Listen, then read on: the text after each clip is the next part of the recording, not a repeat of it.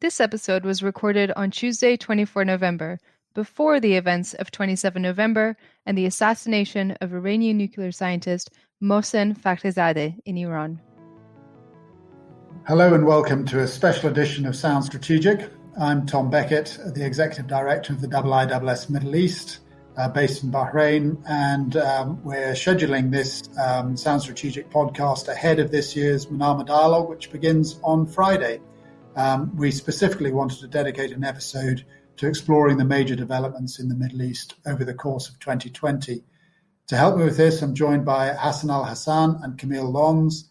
Hasan is the research fellow for Middle East policy at the IISS. He's currently in London, but he will presently be joining us here in Bahrain in early 2021, whilst Camille is a research associate here with me in Bahrain, and her particular focus is Horn of Africa and China-Gulf relations. Thank you both for joining me today. Thank you, Tom, for having us. Great. Okay, so just as a reminder for people, every year we set a theme for the Manama Dialogue, and this year's one is Power and Rules: Competition for Influence in the Middle East. But what's overshadowed 2020 is the COVID-19 pandemic. And even though international travel restrictions were applied, borders were closed, and there has been significant implications of the pandemic, the competition has continued throughout.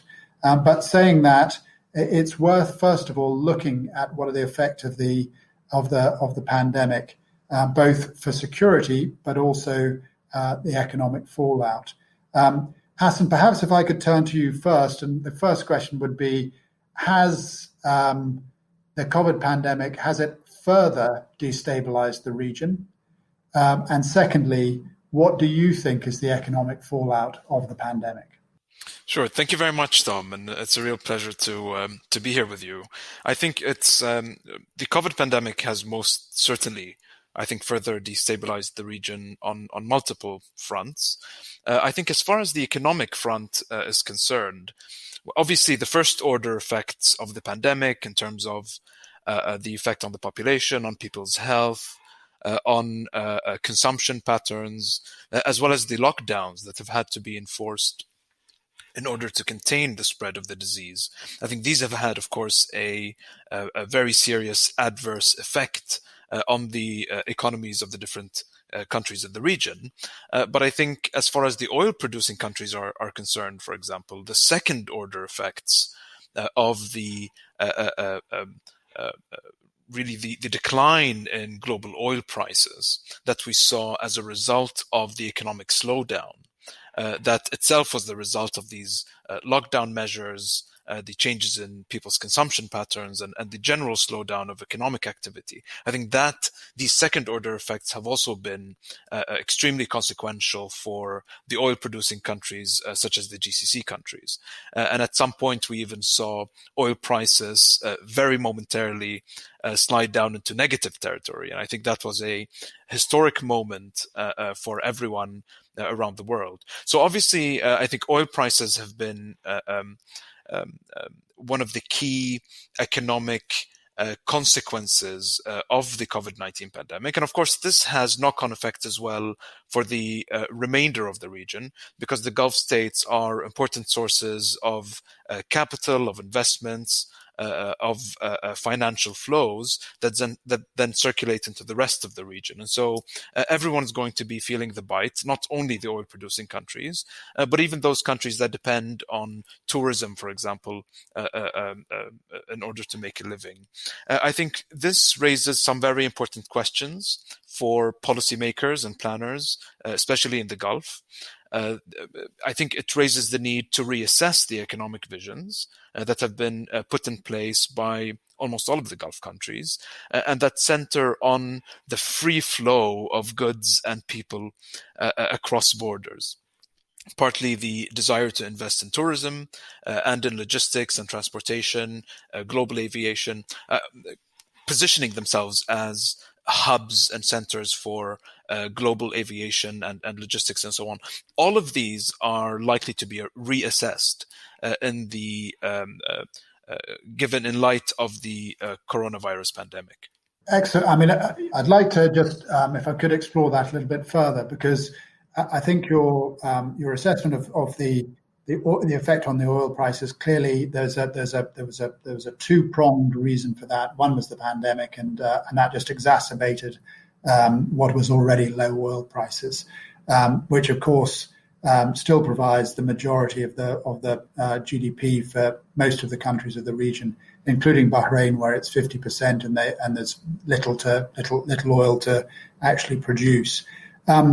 In terms of the visions, as you said, based on tourism, travel and trade, and with something that I think you and I previously have discussed about the regionalization of supply chains, can you just expand a bit more about where you think economic policy may have to go?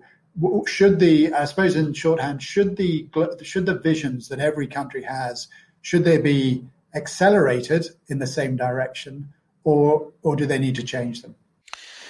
I think this will depend on several factors that we do not necessarily have a very good understanding of just yet. So, for example, how quickly we're able to ride out the pandemic, how effective vaccines are going to be. So if we do end up with a successful, effective vaccine that can be administered widely at some point in 2021, then it becomes somewhat realistic to double down on those visions and sort of, retrench and perhaps pursue them further.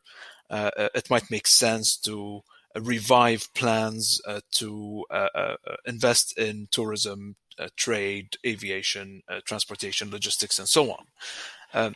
But I think that if the effects of the coronavirus pandemic are more protracted, if we don't end up with a very successful means of containing the pandemic and perhaps even exterminating it or eliminating it in the very near future, then these questions become very pressing. However, I wonder whether policymakers at the moment have the bandwidth and the capacity really to think ahead on such a long sort of in a long-term perspective. I think there are immediate concerns that are far more pressing, especially on a fiscal level. So, for example, we've seen quite a bit of noise coming out of the OPEC Plus grouping on how to coordinate production cuts, on what happens in January when the current agreement expires, how to deal with Libyan oil supplies coming back online now that the Libyan National Army's blockade on Libyan oil exports has come to an end, and so on. So all of these are raising extremely pressing issues for the oil-producing countries, including the GCC states, that they will need to address even before they start thinking about long-term plans and visions, such as the economic visions that we've been talking about. Great, and I think before I hand over to Camille to get her perspective, it might just the destabilization question was not simply economic destabilization. Have you got any comments at this stage, noting that we'll probably pick it up a bit with some of the establishment of diplomatic relations that we'll talk about later? But have you got any comment about the effect of the pandemic on any of the ongoing conflicts? I mean, again, as we look at them, the Houthi remain active. Only yesterday, I think it was, they launched a missile which hit Jeddah. Yes, Libya, there has been some movement, but it's still in a state of conflict. Syria remains locked in where it is. Has the pandemic had any internationally noticeable effects, or is it still just, and I hate to use the expression, business as normal for these conflicts? I think the COVID-19 pandemic and its effect on regional conflicts really could go in either one of two directions. On the one hand, one could imagine that the COVID-19 pandemic could bring together different warring factions around some form of agreement, modus vivendi, etc., in order to address the collective issue of responding to the pandemic and containing the public health fallout. We've seen early indications that may perhaps be linked to the COVID-19 pandemic in a sense, positive indications in Yemen pertaining to a prisoner swap, early signs that there may be some progress in the talks on Libya, and so on. But I think on the other hand, the COVID-19 pandemic has most certainly exacerbated the humanitarian situation in many of these conflict zones.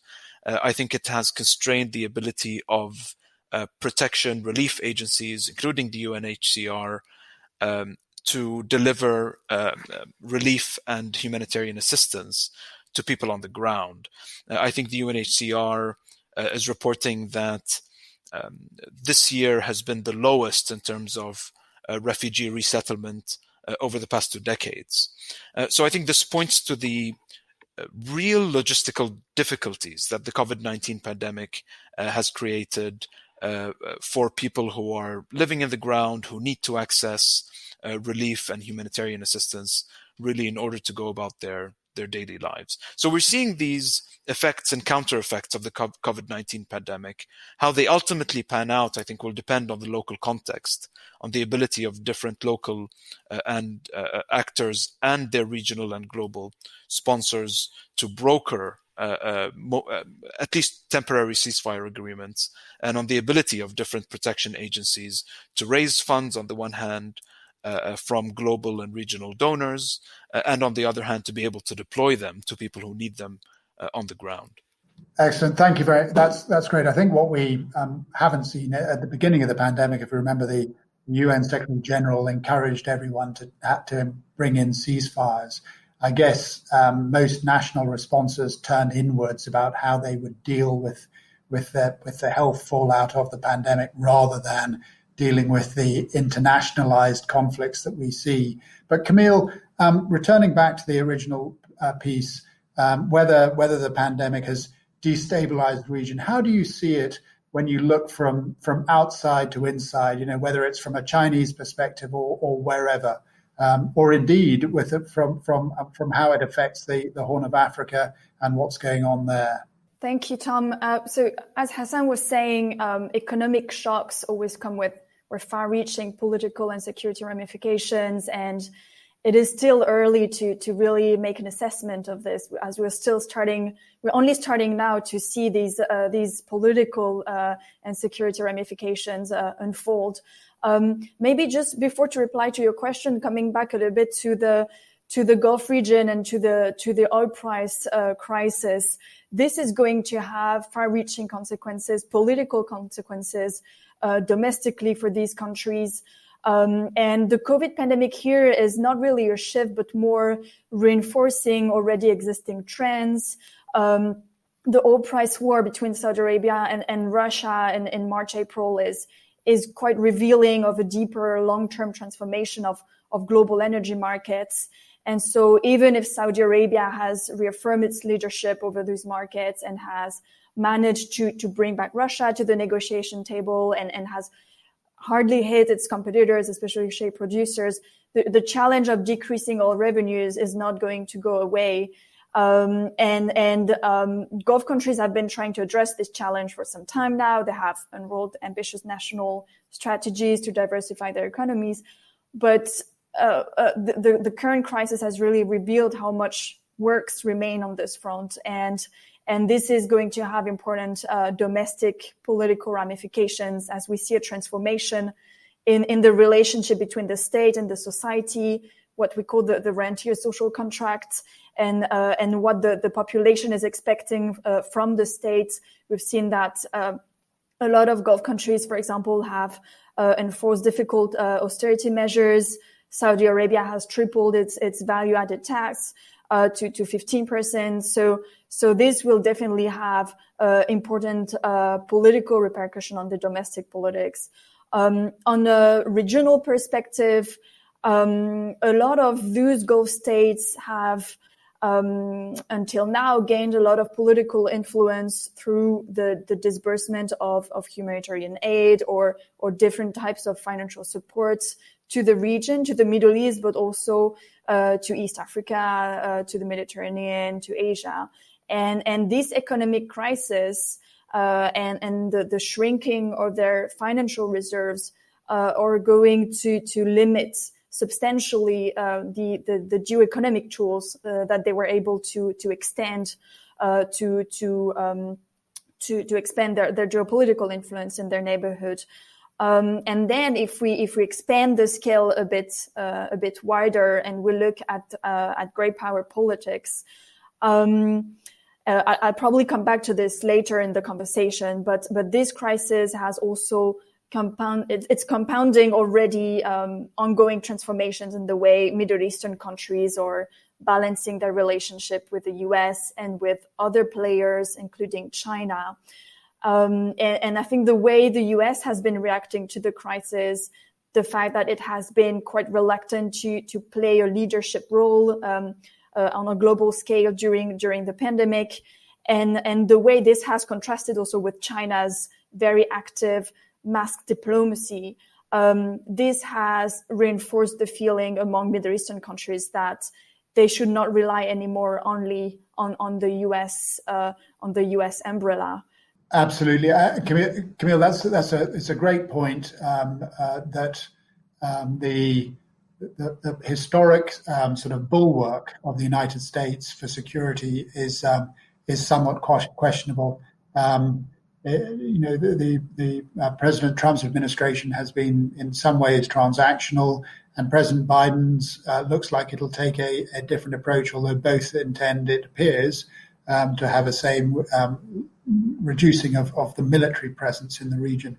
I suppose the question is, how serious is China in taking the place of the United States? I mean, we had that Iranian announcement of investment of whatever it was, 400 million over however many years, which quite a lot of commentators, including you, I think, were questioned whether it was real money or not. So how serious is China in replacing the United States as a security guarantor?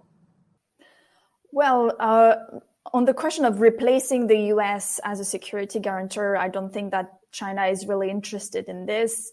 Definitely not. But it has gained a lot of influence, economic influence in the region, and that should not be underestimated either. Of course, it is a major client of the energy exports of the region, but it has also diversified its economic footprint through the Belt and Road Initiative, investing in infrastructure, but also as we are working with one of my colleagues, Maya Nguyen's, on China's digital Silk Road, it has invested quite importantly in the digital infrastructure of the region, and it has become quite influential on this front. And this is providing China with quite interesting political leverage that should be addressed.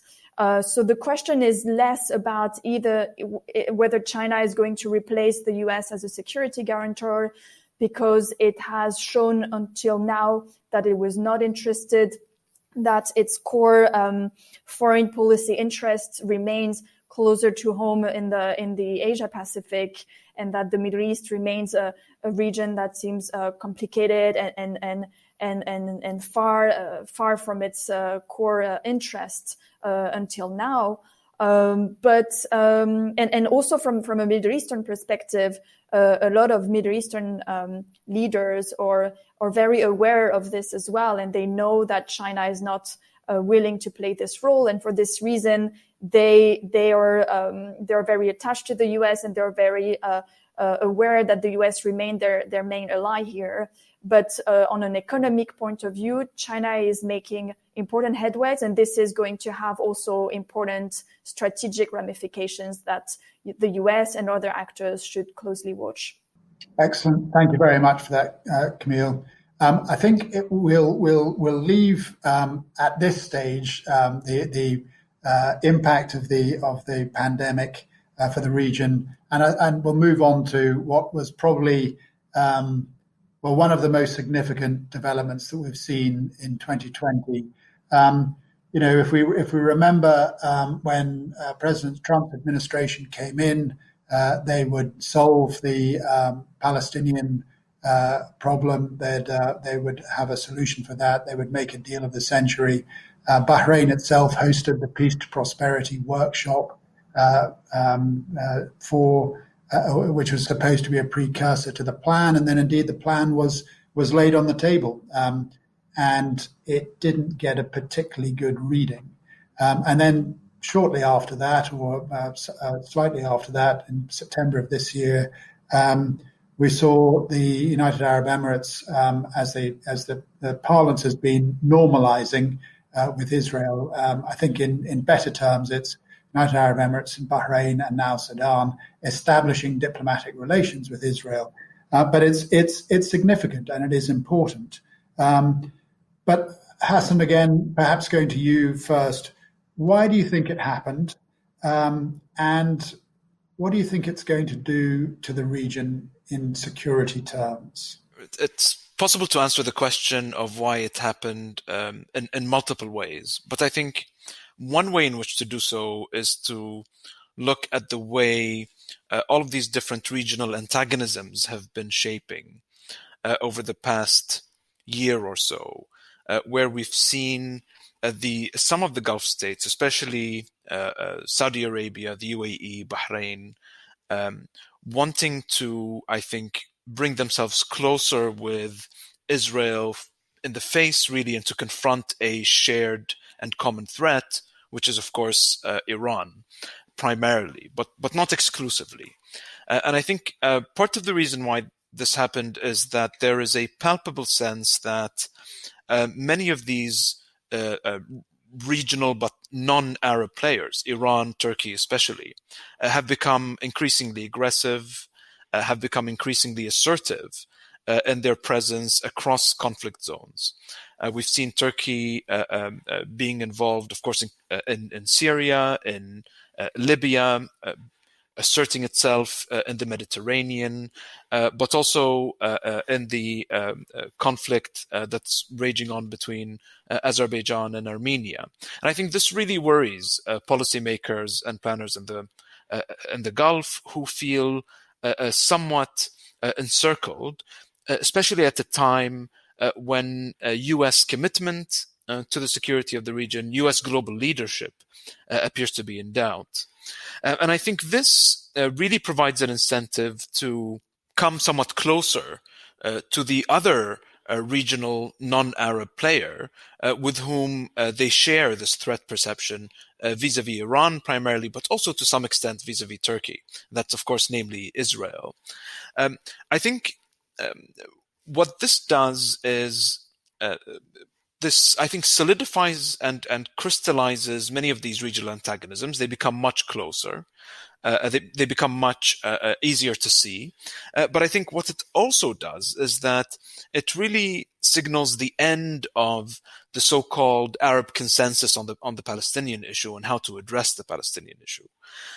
Because on the one hand, you have the opponents of the establishment of diplomatic relations with Israel, who say that this is a departure from the Arab Peace Initiative, from the formula of land in return for peace, and so on, which is the traditional formula, so to speak, that has characterized the collective Arab approach to the Palestinian issue over at least the past 2 decades.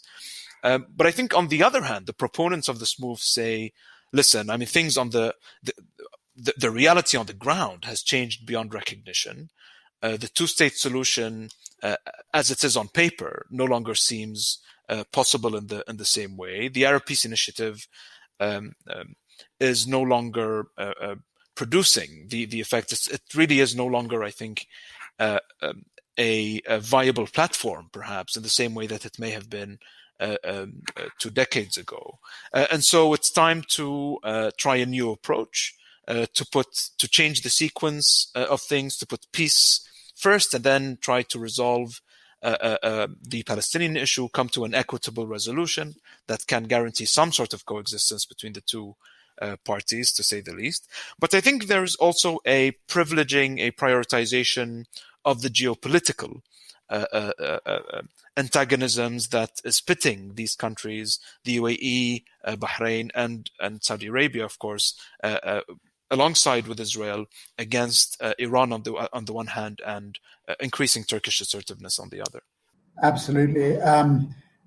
Camille, have you got anything that you'd like to add to what Hasan has said? And maybe I can then throw in a few things after that. Sure. So to add a little bit to what Hasan was saying, I think another element to look at when looking at this rapprochement with Israel is maybe from a domestic perspective as well. I think it's interesting to watch to look at it from the perspective of renewed nationalism in those Gulf countries, and the attempt by the state to create an identity that no longer relies or is no longer centered on the Arab or the Islamic ties, but rather on national and national interests. And in the case of Saudi, because there are some rumors going on about a meeting of Netanyahu with the crown prince. This is one element that is interesting that sheds an interesting light on this move. But I think it's still I think we still have to look also at how the different states, or like what this normalization is meaning for different countries. And for example, Bahrain and the UAE have for the moment the normalization in these two countries is taking a different form. I think Bahrain is moving much more cautiously for also reasons that are linked to its own political culture and to its society. And for the UAE, the normalization has led very quickly to economic deals.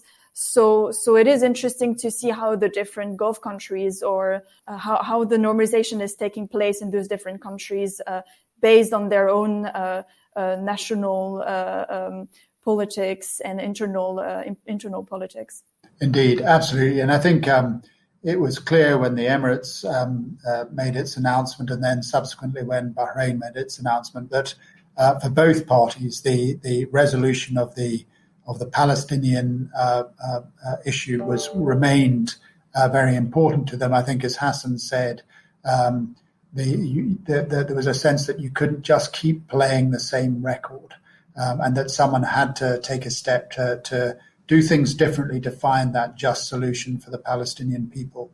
And of course, I suppose that comes back to the piece in that whilst it's now clear that that the Emirates has a strategy for establishing those relations, and so does Bahrain, and the more recent meetings of Bahrain to put extra pages to the Washington agreement indicate that these countries have a strategy for what they're going to do with Israel. Aside from having the deals, it's perhaps greater economic ties, we haven't yet seen what Israel might be thinking in any great sense, or if we have, I've missed it. Hasan or Camille, have you got anything to? Both sides need a strategy, and we've seen one from Bahrain and the Emirates, but not so much perhaps from Israel. Maybe at the Manama Dialogue we'll get a better understanding of that. I certainly hope so. But in advance of that, what do you think Israel wants out of this? Geographic closer proximity to Iran. As we know, Iran has always maintained that the Arabian Gulf should be, which it would not want to hear it being called, should not have foreign forces in it. Previously, its focus for that was the United States and then the UK and France. Now, of course, it might have Israelis much closer to it. So what do you think, looking at it, what does Israel want out of this, and what does Iran fear most? So I think, in my opinion, I'm not a very close observer of Israeli politics, but I do think that there is a general legitimacy factor, a factor of regional and international legitimacy that I think is very important for Israel across the political spectrum. I think Israel craves this kind of regional recognition, because in a sense it bestows some legitimacy, it naturalizes really it signals that Israel is accepted within its own neighborhood. And I think that from an Israeli perspective, this is extremely important, because Israel has felt ostracized within its own region for a very long time.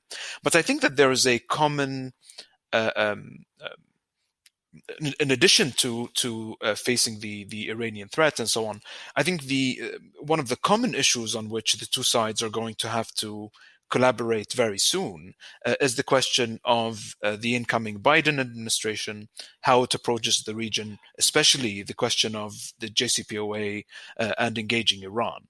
Because if we recall, under the Obama administration, the Israelis and the Gulf states saw eye to eye, really, on the potential regional ramifications that could come out of the JCPOA, especially given the absence of clauses or really terms pertaining to Iran's networks of influence, or even to its ballistic missiles. And of course, this may not be as big of a concern to the Europeans or to the Americans, who are out of reach of Iranian missiles for the most part. Of course, the U.S. homeland, not necessarily U.S. forces stationed in the region, including in Iraq, who have been at the receiving end of Iranian missiles for quite some time. But I think that as far as these regional states are concerned, their own security priorities, primarily around networks of influence and ballistic missiles, were not necessarily very adequately addressed by the JCPOA. And in fact, I think they felt that Iran was using the JCPOA as political cover in order to escalate its regional activity, especially around networks of influence and the proliferation of arms and missile technologies to its clients in the region. So I think the question of how the incoming Biden administration decides to engage Iran, what it decides to do with all of the economic leverage that was built around the maximum pressure campaign, I think these are questions that are going to be highly worrisome for policymakers in the Gulf and in Israel, and that's going to give them something on which they can work together in Washington very, very soon. Indeed. Camille, comments? I would agree with Hasan, especially on the question of legitimacy for Israel. And this is definitely, I think, a big win for Netanyahu, especially at the moment when he is facing also internal political difficulties at home. This promise that he made of gaining of normalizing ties with Arab state is something that even himself probably wasn't expecting to obtain, and he obtained it without any condition. He only even said that it was on the condition of holding on annexation, but not even terminating it. So I think from Netanyahu's perspective, it is a great win. Indeed, and you're right. I mean, Israel clearly has had it is a presence. It is a recognized state. It's had definitely a dominant security presence in that part of the region, but that diplomatic engagement has not been there. So it is a big win for Netanyahu, enabled by President Trump's administration. Hasan, I think you're right about the JCPOA and its limited focus. As all of the people who engaged in that, the senior negotiators will remind us, in 2012, the region was looking at what was euphemistically known as a third-party strike on the Iranian nuclear capability, and there had to be a way of avoiding that. But never in the history of sanctions have been so much pressure being brought on one country, including Russia and China. That's why it was either the E3+3 or the P5+1, however you wanted to describe it. But the only way that they felt that they could achieve that was by focusing narrowly on the nuclear capability and deliberately excluding the networks of influence and the ballistic missiles. It'll be interesting to see what happens. The prognosis, or certainly a prediction is that the June elections in Iran will not lead to a more moderate government in Tehran, but indeed perhaps a more hardline one, making the challenge for the Biden administration even more complex. But we're shortly going to be running out of time, so we'll leave that development, that interesting development, which has got a long way to play out, if nothing less. And I'm not going to ask you to predict, because everyone else is doing it, who's next in going to establish diplomatic relations with Israel. I think that's a game that none of us need play on this particular session. But even worse prediction, because one should never predict what's going to happen in the Middle East, because it serves to confound you every time you get up in the morning. But if you were looking at 2021, and I'll start with you, Camille, inshallah, we'll come out of a pandemic with vaccines that will help us get back to some semblance of pre-pandemic normality. But what do you think might happen in 2021? It's a big question. Keep it to whatever you want in your answer, and then we'll let Hasan have a go at it as well afterwards. Well, I would say probably greater instability as the consequence of the pandemic really unroll. I would come back to the point I was making about the growing relationship with China, as I think that this is going to increasingly shape regional politics. And I don't think that the Biden administration in itself is going to be a game changer in comparison with an election of Trump. The U.S. is going to remain ally closely with the Gulf states, but this is a trend that has been ongoing for some time, of Gulf states trying to diversify their relationships, hedging their bets, and increasingly turning towards other powers. And as we're seeing the rivalry between the U.S. and China escalates, I think that this is going to put Middle Eastern states under increasing pressure to either pick a side or at the same time intelligently balance their relations between these different powers. And I think that this is going to become a trend that is going to increasingly shape regional politics. I think that's a really good point. Hedging may become more difficult as they go into the Biden administration. Hasan, what's your perspective? I think one of the key analytical questions that I'll be asking myself again and again over the next year is how the incoming Biden administration balances its global and regional priorities that intersect and that may sometimes contradict each other. So, for example, we know that the Biden administration prioritizes China and the Indo-Pacific. It prioritizes climate change, and of course, countries like Saudi Arabia, the UAE, even Israel, are important targets of Chinese economic influence. They're also, given their status as major oil suppliers and major oil producers, potentially important interlocutors in a climate change conversation.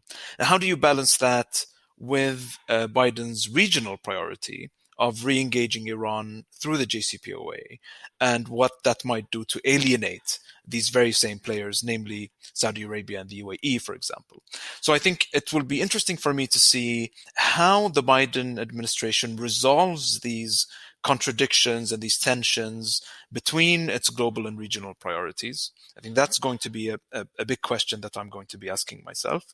But personally, I tend to be quite pessimistic in thinking that as we transition away from a unipolar world where the US is very obviously and clearly dominant and preponderant in power terms, as great power competition increases and becomes more pronounced, I think the Middle East, very unfortunately, is going to continue to be a battleground where competing global and regional powers will continue to hash it out at the expense of millions of people who end up becoming refugees and internally displaced persons, and so on. I absolutely agree with that. As a former soldier, one always looks for gaps and seams. And when you lose the interest of a unipolar power, or the unipolar power is no longer uni, then there are more gaps and seams for people to exploit. And the exploitation of those can be both problematic and also full of risk. So I think we'll probably pull it to a close there. And I'd just like to thank you, Camille and Hasan, for a really fascinating conversation. We'll be meeting very soon at the Manama Dialogue. But thank you for what your contribution today. Thank you, Tom. It's my pleasure. Thank you. And then for all of our listeners, we hope you enjoyed the discussion as well. Please remember to follow, rate, and subscribe to Sound Strategic wherever you listen to your favorite podcasts. And for more analysis of defense and security issues, be sure to follow the IISS on Twitter and LinkedIn, or visit the IISS website. Thank you, and see you next time.